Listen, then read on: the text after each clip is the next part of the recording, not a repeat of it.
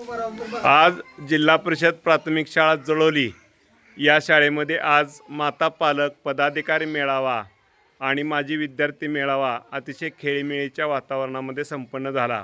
आणि या वेळी शाळेच्या भौतिक सुविधा आणि सर्वांगीण विकासासाठी जवळपास 2 ते 2.5 तास सर्व माता पालक यांच्या उपस्थितीमध्ये चर्चा करून शाळेच्या सर्वांगीण विकासासाठी सर्वांनी जास्तीत जास्त प्रयत्न करण्यासाठी जवळपास 1,70,000 रुपये एवढी मोठी देणगी शाळेच्या भौतिक सुविधेसाठी उपलब्ध करून दिली। त्याबद्दल शाळेच्या वतीनं मनापासून